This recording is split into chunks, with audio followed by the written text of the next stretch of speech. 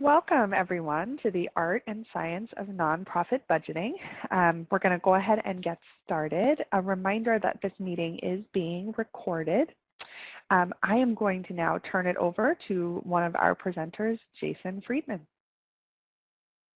Well, thank you, Sierra. I appreciate that and all of the great work at ICF on this project. Welcome, everyone.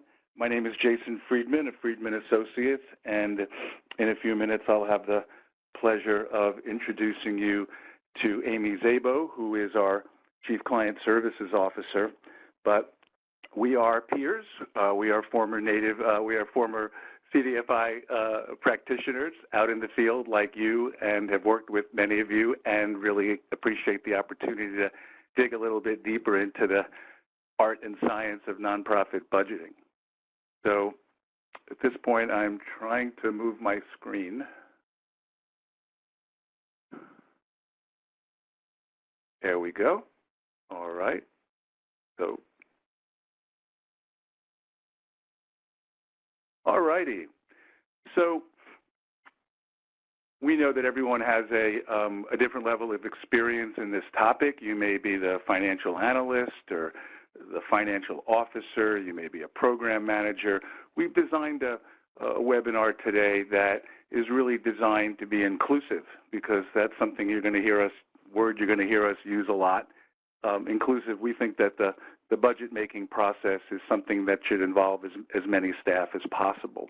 And we know that many of you are small organizations, so it means everyone's doing 5 jobs, and budgeting and fiscal management can be complex because you're dealing with project earned income, and you manage complex federal grants and plan for loan losses. And so we're going to take you through the what, why, who, and how of developing a budget with a specific focus on using your budget to guide the organization. Okay. So just very briefly, just for context, I've been in this business for about 30 years and have a firm of senior level industry professionals that work with CDFIs in terms of developing and enhancing loan fund operations, assessing performance against best practice, helping you develop financial models to forecast your growth trajectory for your CDFI, and we also support funding applications. Really want to introduce you to the star of our team. I admit. Okay, there's Amy Szabo there. Amy, we are delighted to have Amy with us today and joining our firm. I've known Amy for almost a dozen years. She is one of the preeminent CDFI experts in the country in terms of grant management, grant funding development, compliance, all operations of running a successful CDFI. And Amy, thanks for being here today and taking charge. Thanks, Jason. Looking forward to it. All right. Okay.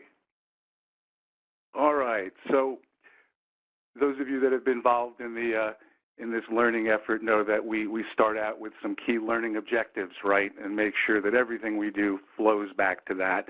And so we're going to talk about the types of budgets that you use. We're going to talk about the core components of a basic budget. The thing that we really like to talk about is the steps to develop that process, right, and who's involved and when they're involved. And we're going to get a little bit into some of the nitty-gritty about allocating shared costs, indirect and direct, and we're going to actually take a look at a P&L as part of this to identify some things that we think you should look for. Okay. Hey, can't do a webinar without a poll. So we're going to set this poll up now. How often do you look at a budget? Weekly, monthly, quarterly, once a year, never, or no vote? And we'll take a minute or two to Poll the crowd.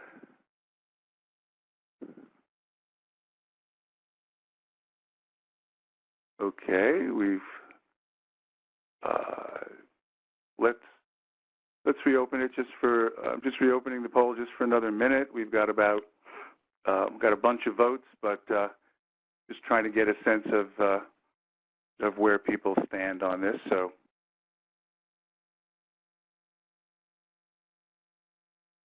Okay, then I guess we can go ahead and close the poll.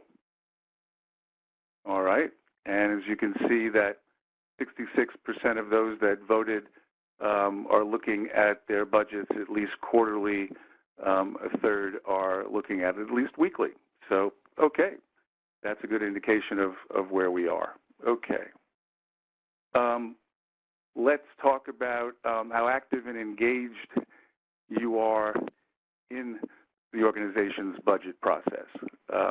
Would you identify yourself as not engaged on a 1 to heavily engaged on a 5?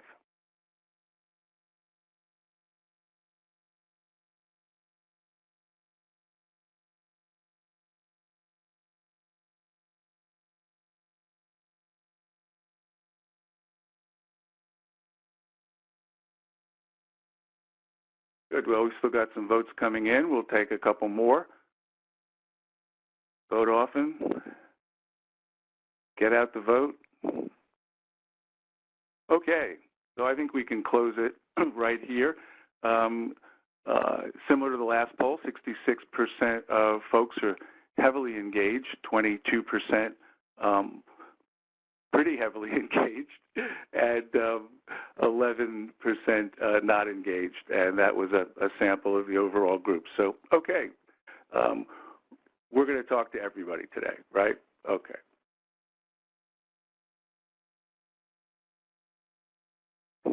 All right, so we talk about budgets a lot, but we do know that ultimately a budget is more than how your CDFI makes and spends money. And I'm just having a hard time. Okay, thank you. When we do it well, right, as we all do, it accomplishes several things. It helps us make the business case for our mission-related goals, right, and provides a roadmap for the organization that's aligning everyone together. It makes decisions, a budget, right, about where we're allocating money and what we've learned and maybe what we're going to do differently this year or change out. And so there's competition, there's choices. And as we'll talk about later on, the budget used effectively is an incredible monitoring tool to be able to understand where we are now against what we thought. We made some assumptions, right? And now it's time to see how those assumptions are bearing out and whether we need to make any changes. All right. So with that, I'm going to have Amy take over and put on her construction hat because she's going to talk about the 3 foundational types of budgets. Thanks, Jason. Before I launch into that, though, I did want to remind everyone that we have the chat box open. You should see a box that says chat, everyone, and you can ask questions. In that box, feel free to ask them as we're going through the presentation, and we will try to answer them as we're going. We might park some of them till the end or even park more of them to office hours for tomorrow, but we definitely want to know what questions you guys have, so we're stopping when we need to and elaborating on things that are interesting to you, etc. So the 3 foundational types of budgets, as you guys all know, it looks like a lot of you were pretty heavily engaged in the budgeting process. So you know that there's the organizational budget, program budgets, and grant budgets. And the way I always look at these are program budgets are kind of, an organization is made up of programs, right? And so you have to know how much each program costs to run, You need to know what income is coming in to support that program. So those program budgets really roll up into the organizational budget, and then they roll down into those grant budgets. So I want to look at each of those real quickly. And I think that some of the things to talk about in each of those are kind of the audience for each of those different types of budgets and the purpose for each of those different types of budgets. So I'm going to actually skip forward to program budgets. I'm going to start there because, like I said, they're kind of the foundation and they roll up and down. So as we know, CDFIs are made up of programs. You might have financial literacy programs or homeowner education programs, small business training, asset building programs, and of course your lending programs. And so each of those cost money to run. They might share staff across those programs, or they might have distinct staff who are just working in each of those programs. But really, in order to build an organizational budget, you have to figure out what each program costs to run. You need to understand what your income and what your expenses for that program are. And then you put all those program budgets together, and then you allocate shared costs that are shared across programs into those, and you get that organizational budget. So that's the organizational budget. The audience for that is typically executive team or board. Sometimes funders really want to know about your organizational budget as well, if they're going to fund your organization as a whole, general operating expenses, or they just want to see how the program or how your request that you're presenting to them fits into that organization as a whole. And the organizational budget is really used for planning and monitoring, right? So before a new fiscal year starts, you're going to use that budget to plan for that next fiscal year, and then you're going to use that budget to monitor your spending and your progress throughout the year as well. And the thing with an organizational budget is it really is a balance between realistic and aspirational. You need to know what money you already have coming in, but then you also need to balance that against what you want to do and how you want to grow and need to grow for the next year. So that's kind of why we call it, why we call this the art and science of budgeting, right? It's balance there. Program budget, the audience for program budget is typically program managers, and they use that to monitor. They use that budget to monitor the program at the program level, kind of the adherence to the overall budget and individual income sources within that budget. And then, a grant budget kind of rolls down from that organizational budget. And so the audience for grant budgets are typically funders, right? And then the program manager is going to use that grant budget after the award to monitor progress towards that award and what they said they would do and how they would use that money. So the main purpose of this grant budget is to persuade and convince a potential funder that you have a well thought out plan to meet the goals and objectives that you outlined in your narrative proposal. And one thing I did want to highlight here is that different types of funders want to see different levels of detail in a grant budget. A federal funder, SBA for example, or CDFI or ORR, they're going to want to see a pretty detailed level of detail in that budget, and you're going to be held to adhering to that. You can only move small percentages around between your different categories in a federal budget without getting a budget amendment approved. Foundations, on the other hand, most foundations are a little bit more flexible, and they might not want to see as much detail in that budget. And they're more flexible. They allow you more flexibility in how you spend it as long as you're meeting your goals and objectives that you outlined in your proposal. So those are kind of the three kinds of budgets that we just kind of wanted to talk about and give a little perspective on. And I'm going to turn it back over to Jason to talk about special budgeting that we like to do with CDFIs. Yeah. What we've found is, and I know many of you are in this situation, I see a lot of folks that we we recognize that are older CDFIs that are in a situation where, frankly, they really need to have a really solid forecast, financial forecast for the next 5 years, especially if they're looking to double loan volume and increase impact. And so a lot of small business lenders and affordable housing lenders, we require pro formas, right, from our clients. But many times the boards that we work for don't require a plan other than an annual budget. But CDFIs today that are seeking capital from banks and foundations, they're all dressed up, but without defensible projections and a plan to guide their growth. And so often the drop of the CDFI fund NACA FA application only then sometimes starts the conversation about, well, where are we going? What are our goals? What are our projections? How do we know they're realistic? And so more and more CDFIs are basically saying, well, we've had enough of that, and we need to move to the next stage and do some more disciplined financial analysis, really looking at our trends 5 years back and where we're going in the future. How do we expect to bring on new products, new different interest rates, other variables? What are we going to need for capitalization, for operating loan capital and reserves? And so the budgeting process is the first step on the way then to thinking about a more long-term multi-year forecast.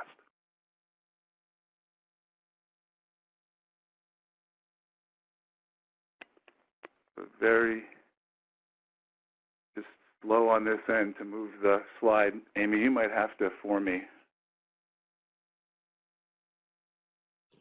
I already moved it. Okay, thanks. So let's talk about, let's have some fun and talk about what pops into your mind when you think about developing your budget. We have a little exercise there. So I can jump in here and help people understand how to do this. So this is very easy to do. Go using your phone or using a browser on your computer to www.menti.com. The instructions are right across the top there. And then it's just going to have a little thing, a box that says, do you have a code? And then just type in that 6-digit number, 300126. You won't have to sign up for an account or anything. And then you'll see that it pops up this question as soon as you enter that code. And you can put in as many words as you want about what pops into your mind when you think about developing your budget. And then when you do that, they're all going to appear in a word cloud on the screen so we can see what everybody's thinking.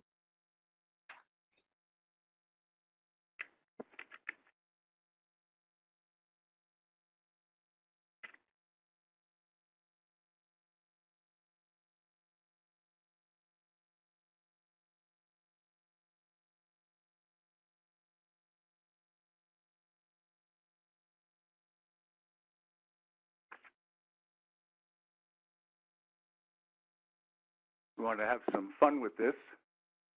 Oh, look at that. Awesome. Nice.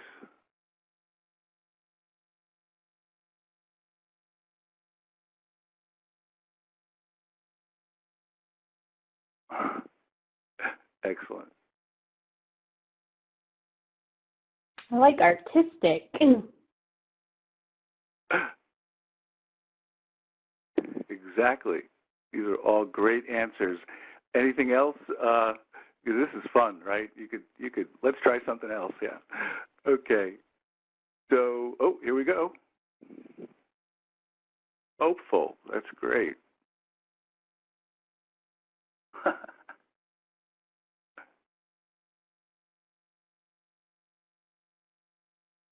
Okay. We've got about 9 responses. A really cool crowd. Oh, it keeps going. Excellent. Aspirational. Here we go.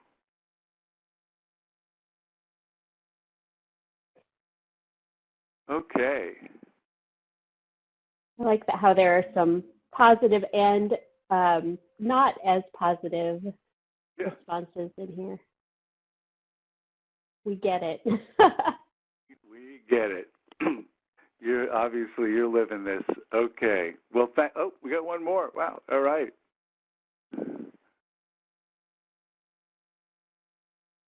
Time consuming. Yes, that's right. Overwhelmingly hard. Excellent. Yep.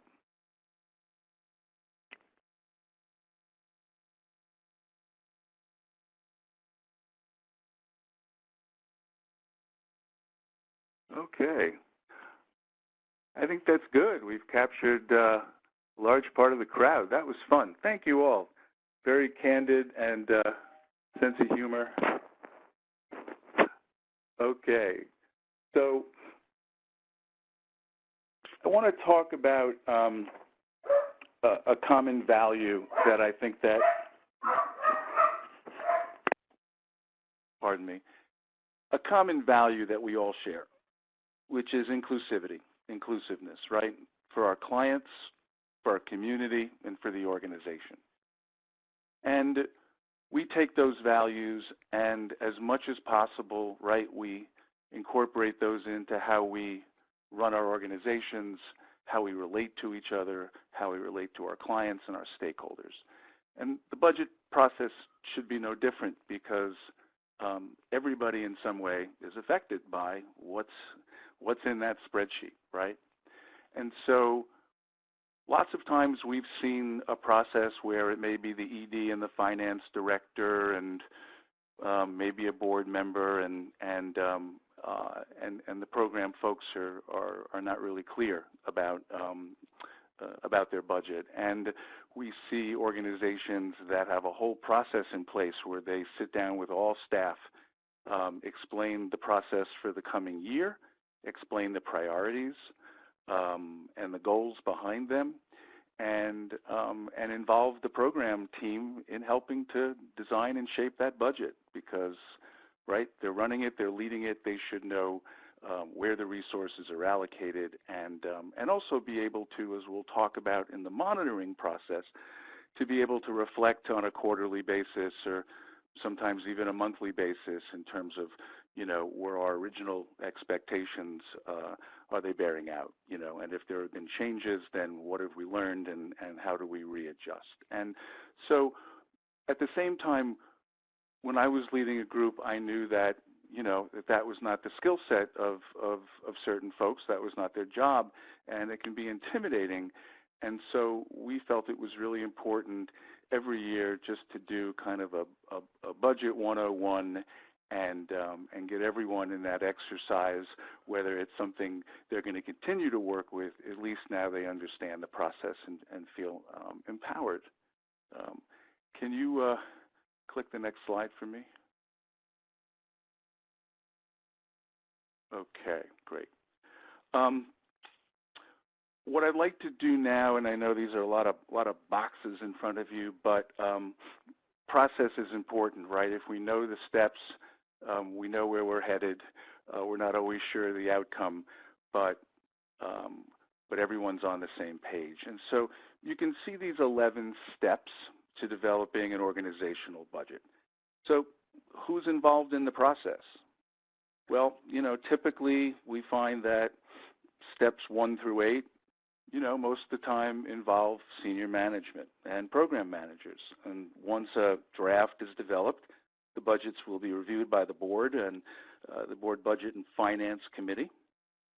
And upon their approval, submitted to the full board for approval and adoption. So this probably looks just like the process that you use right now. Of course, what we don't have in there is the timing, right? How long each step takes and, you know, what things come in that say we have to put this off for a week to get an application in. So we know that it's a step by step, but we know that they're not equal in terms of how long they take. So ultimately, you can move my slide. There we go. The bottom line is we all like to be able to think ahead, have everybody on board as far as what the goals are this year, how that's translating into a budget, how that affects the program team. So we develop a timeline, gather that team, and the timeline allows for meaningful engagement, right? So we can bring in multiple perspectives and assure that we've got enough time to get to the fiscal year end. We like to suggest 2 months because, right, it stretches out longer. It could run into the year, and then we're scrambling. And be sure to take the Finance Committee and the board meeting schedules into account when thinking about the final approval steps, so we're all on the same timeline. And in terms of gathering the team, we usually ask folks to say, hey, let's sit down, let's bring last year's budget, let's bring your program goals, your strategic plan, let's bring everybody together that had a role in the previous budget to begin the process of doing an assessment and looking forward, to where we're going. So, and then as far as communication,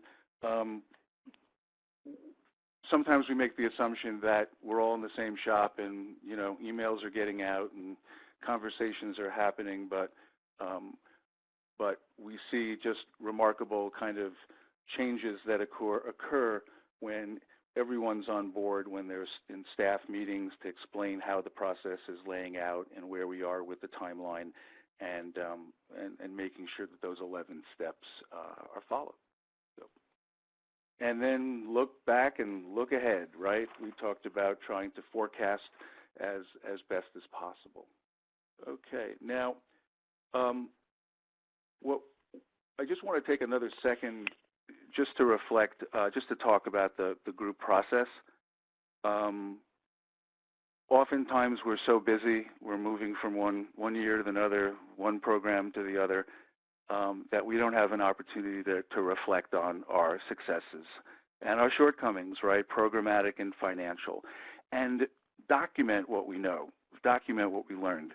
How many times does a new leadership come in and there aren't, frankly, notes of budget meetings to understand the context? Really, really important. Having your fiscal team come in and do, look at the current year-end forecast and budget variations and balance sheet strength, and identify those opportunities and threats, all as part of the process. And in terms of strategic planning, we think it's always best to try to have that budget out of the way, or at least in solid draft form, because your strategic plan is then based, at least for the first year, based on what you're trying to accomplish. Okay, well, Amy's going to do her thing, and she's going to drill down now into the Earth's core, or the budget's core.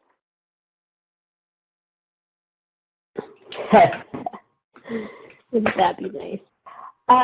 Okay, so the core components of a budget. So just a couple, I want to start with a couple of kind of principles first. So we can talk about this, but we also have to understand that every organization's budget is going to be unique based on its intended uses, audience, business model, specific programs and services that are provided, all of those things. Like, I guess we just want to sort of emphasize that everything that we're saying today is just a place to start, right? Like, just feel free to use this as a foundation of your process and your planning, but understand that your organization is unique and things are going to be tweaked and changed, right? And so ideally your budget would mirror your profit and loss statement, so your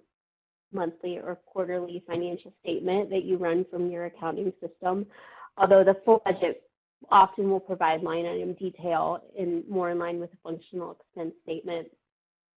And but really the core is income, expense, and then looking at the variance between income and expense, right? And so that's where we're going to kind of start. So for CDFIs, you guys all know this. You've see this all the time, but common income categories include government grants, that's federal, state, local, private foundation grants, earned income, which is sort of different than a lot of nonprofits. For CDFIs, this typically includes interest income, fees, closing costs, and then of course you have donations and charitable contributions.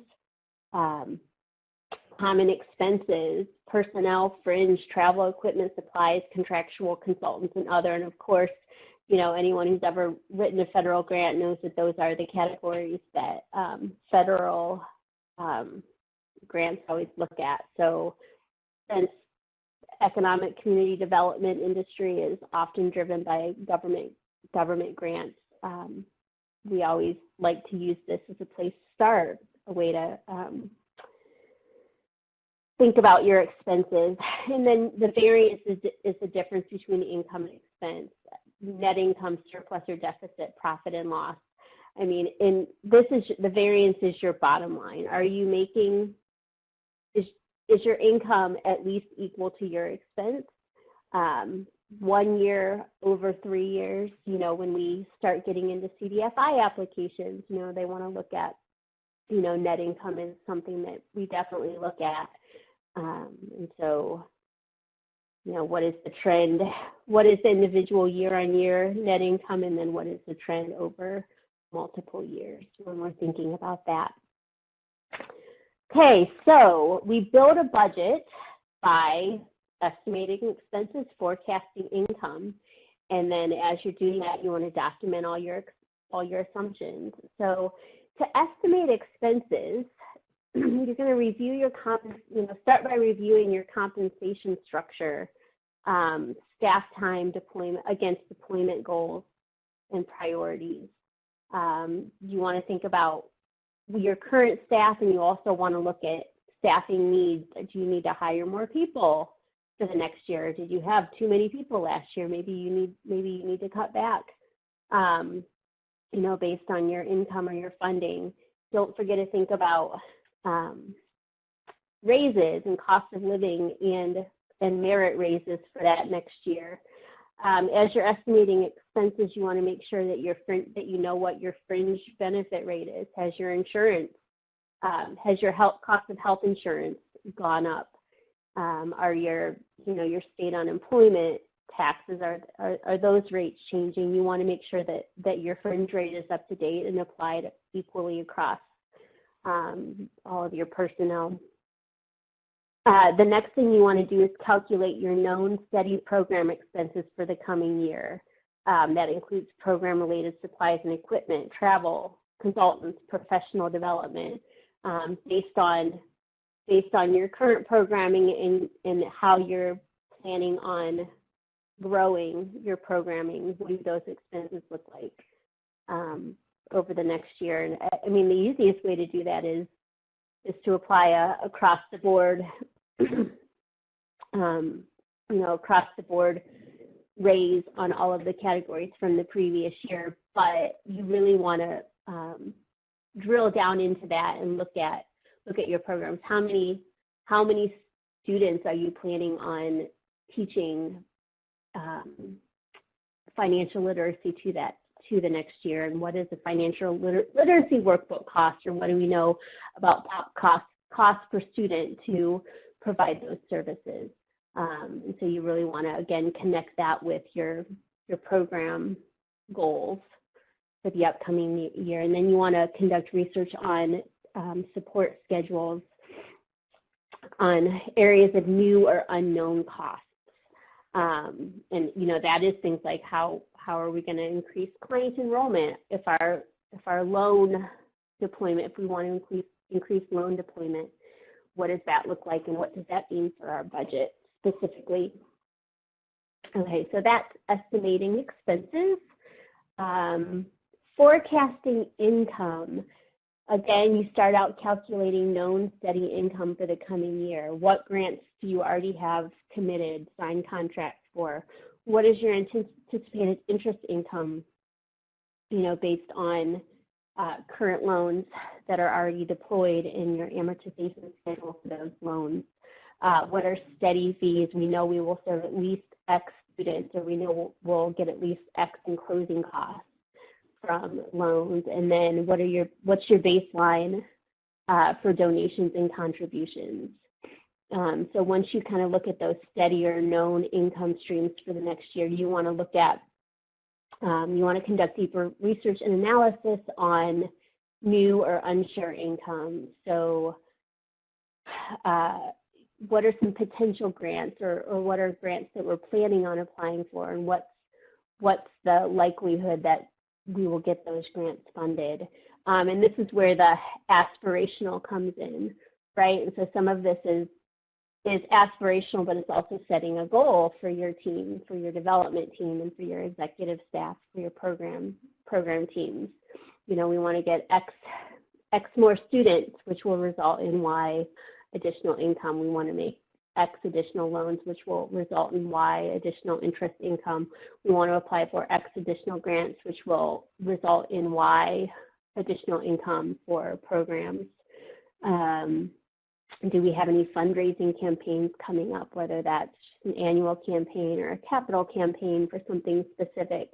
And what do we realistically, but also aspirationally, want to achieve with those campaigns? And then another thing, as you're estimating your expenses and forecasting your income, make sure to document all of your assumptions about this. You want to know how you got to those numbers that you got to, and that's going to be really important in step 9, which we'll talk about a little later on. In step 9 and 10, review and revise and approve and adopt, because as you take those budgets to your finance committee, to your board, they're going to be asking those hard questions. Well, how did you get there? And so make sure you keep really good notes about that. And so then this step 7 is where those program budgets, so you're going to do that for each of your programs, right? You're going to estimate expenses, forecast income, and document assumptions for each of your programs. And so ideally, that would be coming out of your program manager, program director level teams would be putting together those program budgets. And so then step 7 is where those program budgets roll up into the organizational budget. So, you know, your program teams are building those budgets, and then they sort of hand those all in to the financial staff, to your fiscal team, and your fiscal team is going to roll those all up into an organizational budget. And so then that includes allocating shared expenses, right? So they're going to take, you have 5 programs, they're going to take all of the staffing needs for those programs and make sure that the fringe benefit rates are accurate, make sure they understand all of the supplies and equipment and travel that's going to be needed from those programs. And then they're going to allocate shared expenses also across those programs. So, you know, one thing I think that there often is some confusion about is how to allocate indirect expenses or overhead, right? So this generally includes things such as rent, utilities, telephone, internet, general office supplies, printing, copying, postage, mailing, accounting, audit expenses, liability insurance, all of those things that really are shared across the organization that all of the programs take advantage of or use, and how do we allocate that? So the programs are paying their fair share, and the grants that are supporting those programs are paying their fair share. So we start doing that by determining the total estimated cost for each of those categories. And this is probably going to be at an organizational level. So we know that in 2019, you know, we're putting together a budget for 2020, let's say. In 2019, we know that our rent expenses were $200,000, a lot, but we'll say $200,000. And we know that our rent is going to be increasing. next year by 5%. We already have, you know, a lease from the leasing manager that says that. So we have X programs, and we need to allocate those expenses, those rent expenses across the program. So we have to know what the cost is for those expenses. And then there are 3 potential ways to allocate those expenses. And so we're going to jump into those. So we have the FTE method, the pro rata proportion method, and the square foot method. So the FTE method, or full-time employee method, is pretty straightforward. The program or grant is allocated indirect expenses based on the proportion of total full-time employees dedicated to that program or grant. So in the program budget that gets submitted to fiscal, you might indicate that you have 5.5 FTEs who are dedicated to your financial literacy program, or 10 FTEs who are dedicated to your lending program. So you look at the number of FTEs in your program, you compare that to the total number of FTEs in the organization, and then you use that percentage to allocate. So a really straightforward example. If total annual rent is $10,000 per year and the organization has 10 total FTEs, you know, that'd be $1,000 per year per FTE, right? So program 1, financial literacy, accounts for 3 of the 10 full-time employees. So your financial literacy program would be responsible for covering $3,000 of the $10,000 in rent costs for the organization each year. Pretty straightforward. I mean, obviously it gets a little more complex when you have fractions of FTEs and it's not, you know, a straight $10,000 of rent every year. It gets a little bit more complex, but that's the basic method to think about the FTE method of allocating indirect costs. The second method is the pro rata proportion, and it's calculated a little bit differently, but in this method, a program or grant is allocated indirect expenses based on a proportion of the total organizational budget that's allocated to that program. Say your organization has a $1 million budget, annual budget, and the lending program accounts for $250,000 of that budget. Then the lending program would be responsible for covering 25% of the organization's total indirect expenses.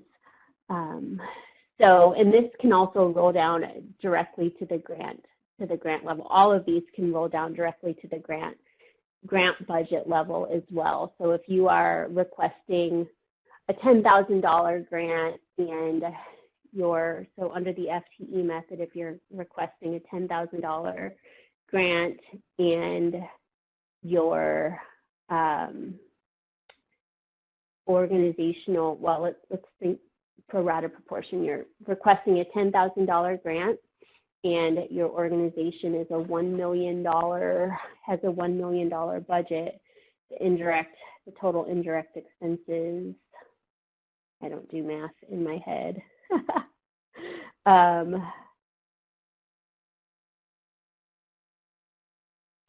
So 1% of the indirect expenses would need to be allocated to that grant, to that $10,000 grant. So the final method, so the FTE and pro rata proportion method can be used really at any time. And what we always say is choose one method and use that consistently. The square foot method, this applies kind of differently. It applies when you're allocating occupancy-based expenses and makes the most sense when a program occupies dedicated space that is not proportionate to other programs. So off the top of my head, I don't know if any of you are SBA Women's Business Centers, but I know one of the requirements of the Women's Business Center program is that you have a dedicated space for the Women's Business Center that is not shared among other programs or departments. You have to have a dedicated space for the Women's Business Center. Has to be labeled, marked, have a sign on the door branded as Women's Business Center, and that's what it's used for. So, in this case, the funder requires you to have physical space that's distinct from other shared spaces, and so you basically determine occupancy expenses based directly on the proportion of square footage that program occupies. Pretty straightforward. If your Women's Business Center occupies 10,000 of the 20,000 square feet in your organization, then they're going to be, then that program is going to be allocated half of those occupancy expenses for the organization. Any questions about indirect costs? And so these, and I guess I should also say that these are ways to allocate indirect costs as direct costs in a budget. So I know that that's kind of confusing. So for federal grants, you can get an indirect cost rate. So you negotiate an indirect cost rate with what they call a cognizant federal agency, and then you just on your grant budget you allocate, say you negotiate a 20% indirect cost rate, so you just add 20% to that budget for indirect costs, and it covers all that overhead stuff. But when you don't have an indirect cost rate, or when a funder doesn't allow you to charge indirect costs, you have to allocate those as direct costs to a program or to a grant. And so these are the ways to do that, and this makes sense when you're developing budgets as well. And we can talk more about that tomorrow. This is kind of complex, but we will definitely field questions on indirect cost rate, and also allocating indirect costs as direct expenses to programs tomorrow in office hours as well. So feel free to ask questions now or ask questions then. And then I think I'm handing it back over to Jason, right? You do all the heavy lifting. I'm finishing this out. So yeah. Review and revise.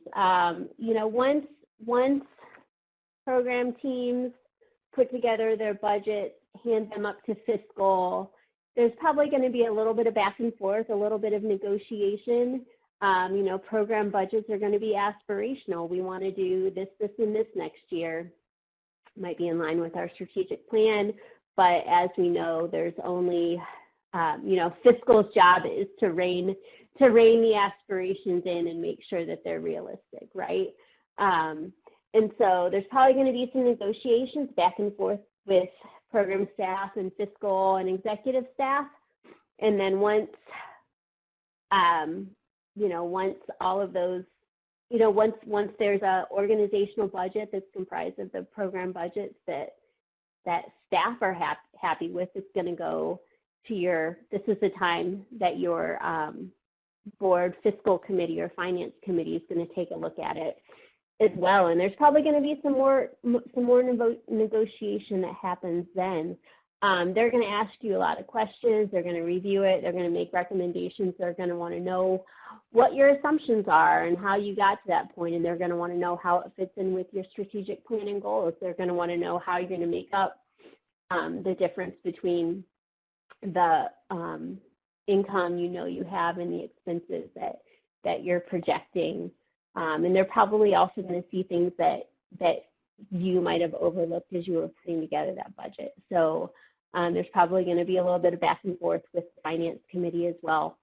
And so then once that Finance Committee is happy, it's going to be presented to the full board for approval. And they're going to focus their discussion on assumptions, areas of risk, things like that. And you're going to want to be ready to answer questions. What goes into each line item? How were your estimates made? All of those same things that the Finance Committee wants to know, you're going to probably have to talk about with the full board and more. So that's a process, and that's why we say, you want to take into account Finance Committee meeting schedules and board committee meeting schedules. If your board only meets, once a quarter, you want to make sure that the Finance Committee has reviewed it and is ready to hand it over to the board by the time that last quarterly board meeting rolls around. So definitely take that into consideration when you're planning your schedule. And then finally, approve and adopt. Your board's going to approve that. They're going to vote on it. And then, our job as staff is our job as leaders of an organization is to take it back to your staff and, communicate with them the budget that was approved and what that means for their programs. And sort of roll it out, right? And then, 11 steps is kind of a weird number, but we chose to do that on purpose. So monitoring is so important, and I think,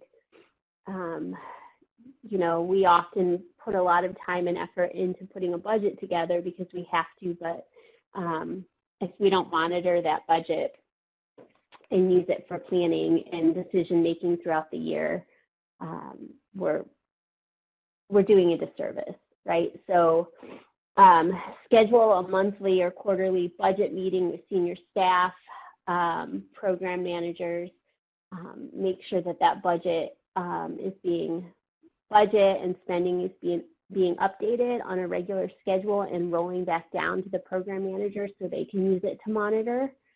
And so your design reports for budget to actual monitoring, and we're going to look at that in a little bit. Make sure we know the timeline for distribution, and all of our stakeholders know the timeline for distributing that, and also what the process for feedback and questions on that is.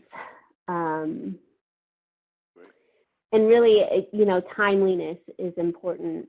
If that budget isn't updated and monitored and handed back down to program managers, at least once a quarter, preferably, once a month, it's going to be really hard to monitor that. And then obviously continue to communicate with the board. They're going to want to see those budget to actuals at each board meeting. So with that, I really am handing it back to Jason now. Thank you, Amy. So kind of this last piece, as part of, as you could say, our kind of obsessive compulsive talk about monitoring and inclusiveness, all for mission reasons, obviously. But when I ran a shop, we would get the monthly P&Ls. We'd sit down every month, and I'd get, if I had 12 programs that were funding the organization, I got a monthly P&L on all of them. And we know, right, that an income statement, a P&L, summarizes the revenues, the costs, and expenses incurred during a specified period, usually a fiscal quarter, right, or a year, and that it's synonymous with an income statement. And what's valuable, obviously, is that not only it provides information about your CDFI's ability or inability to generate profit or revenue, by increasing revenue and reducing costs, or both, right? And so let's just throw up an example of that. We have just a simple example of a P&L. Thank you. So let's see. That's a good size. Can we make that bigger? Did I just do it? I think so. There we go. Yeah. So everyone's seen this, right, for their own organization in terms of the budget lines, right? Pretty straightforward. We know that. But I felt that I needed to sit down with my program folks and our fiscal officer every month to look at these to be able to make some assumptions, right? So if you look at these lines, you see that, well, you know, now this is a year, so this is, you know, this is 12 months as opposed to budget. But the point is, on a monthly basis, we would look at them and say, you know, we're way over. We're only 2 months into the year, and we're spending well against what we should be. What's going on, right? And so then it gives program managers the ability to say, well, you know, in the first quarter of the year, we're doing more marketing and outreach and some other things, and so our expenses are higher, right? And then it will taper off in the next quarter or over the next several months. And so, you know, we began to discuss that and step back and say, we need to capture this so that it's not a, why is this way? Why is this number over or under every month? And have a disciplined way so that we knew in terms of the program plan and the goals for all of the different programs, what we should be expecting. And that way, when we're looking at a monthly P&L, it's not in a vacuum. It's like, yep, we get it. We're overspending in the first quarter. We make it up, you know, in the next quarter. Or, you know, we knew we weren't going to ramp up this project until the third quarter, so that's why we're not expensing very much, right? And so it becomes this shared experience, this, frankly, empowerment of everyone to say, we understand exactly what's going on, whether you're on the program side, on the fiscal side, et cetera. So important. Otherwise, if we wait till the end of the quarter, it sometimes may be too late to fix something, and then we have a whole different issue, right? So anyway, I think, you know, important to point out for that reason. Okay. Trying to get connected. So let's talk about where we're going now. First of all, you know that we have office hours, and we're delighted to speak with as many of you as possible. We have a very deep shared connection with Native CDFIs. We know that you are a powerful means by which Native communities are building long-term economic and cultural wealth.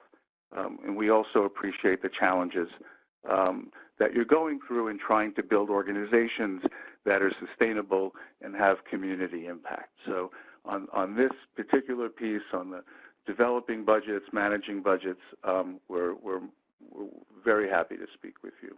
Okay, so in recap, what we talked about was designing that budget.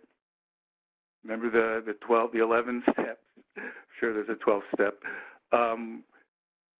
Through that process, focusing really, I think, on initial setting of the table. What are we trying to accomplish with this budget? What are our priorities? What are the choices we're making? How is that going to affect our mission? And being able to step back and say, how did it work last year? What did we learn from that experience? So it's not a fresh exercise every year.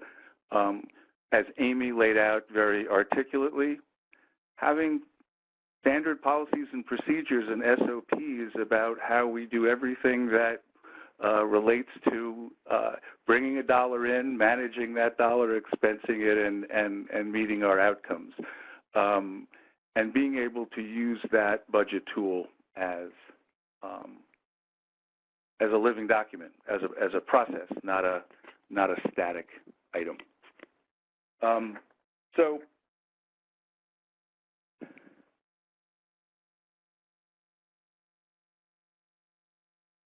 you could move my slide. All right, we have more fun and games before we get ready to say goodbye. We're going to bring up a word cloud. Excellent. What do you, now that you've gone through this wonderful exercise with us and with great spirit and sense of humor, what word pops in your head now when you think about budgeting? Let's have some fun with it. Show us what you got.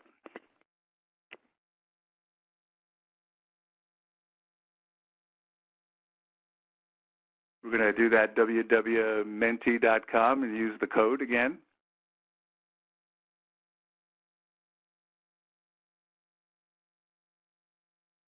Okay, the first one kicked it off, manageable. All right.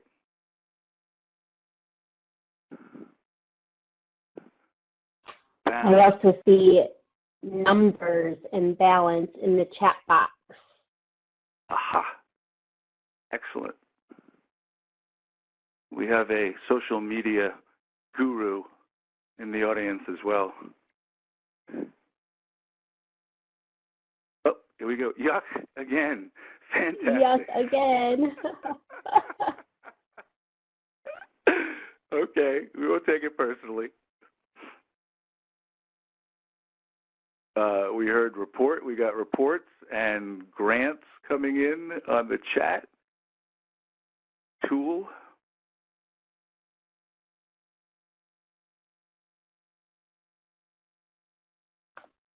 All right. Tool, balance, numbers. Great. Let's get one more. Oh, there it is. Reports. Let me put that in there. Someone said reports. Yeah. Math, yeah. All right. They keep coming in. Come on. We've got a few more. All right. Grants. I like that we see manageable now. Yeah.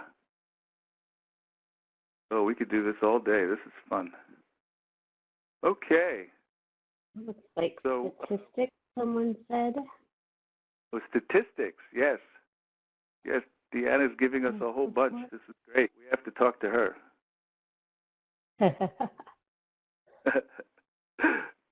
Okay. All right. I think that's good. We've got most of the crowd. Thank you. That was fun. Other than Amy, this was the best part of the show. So let's talk about some logistics. Okay. Office hours, Thursday, October 17th. That's tomorrow. Great.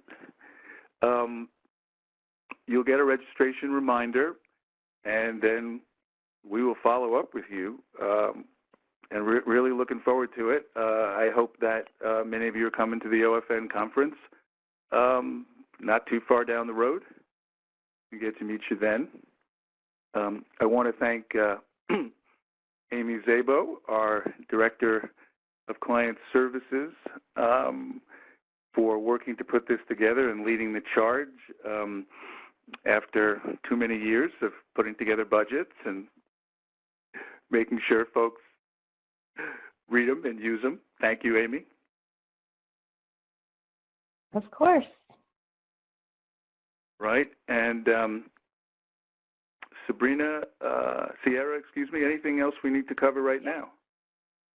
Yeah, so we have just dropped a survey link in the chat box. So if you could please take a couple minutes, click on that right now, fill it out for us. It's just a couple of questions, but it evaluates the webinar, which helps us, what we did well and what we could do better next time. That's very helpful to us, so we'd really appreciate if you could fill that out now before you hop off. We're ending a little early, so you should have time. And then the other thing is that we do have these office hours scheduled tomorrow, so at that point, You can think of it like office hours for a teacher or a professor. We will have our experts here. They'll be on the line and it will be open. We'll have the lines open. So that's a good chance to ask questions that are maybe specific to your organization or more individualized. Or if you kind of got a concept, but you were like, well, I don't know if I really got it. Let me see if I could explain it back to someone and it's right, So it's for that kind of thing. So it's an open forum. You can also join just to listen to other folks' questions if it's something that you'd like to do. But please bring your questions tomorrow. We'll be sending out an email a little bit later today that will have the direct link to that so that you can sign up and join us there. And I think that's Sierra, it. Thank you so much. Go ahead. No, I'm just saying we have a few minutes, so I'm just wondering if anybody wants to throw something out. We're happy to take it. Yeah, so feel free to put any additional questions in the chat box, and we'll hang out for a few more minutes and answer them.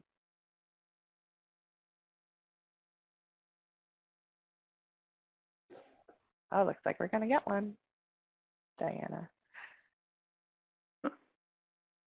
For those of you, if anybody needs to go or does not have questions, feel free to jump off at this time, but you're welcome to stay and ask questions.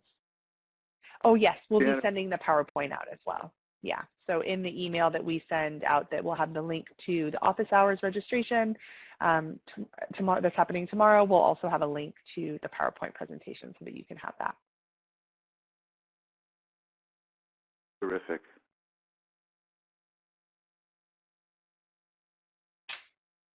Well, thank you, Sierra. We appreciate it. Opportunity to share this information.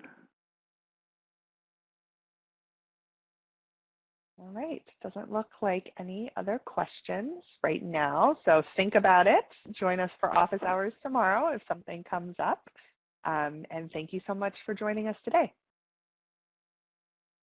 Take care. Thank you.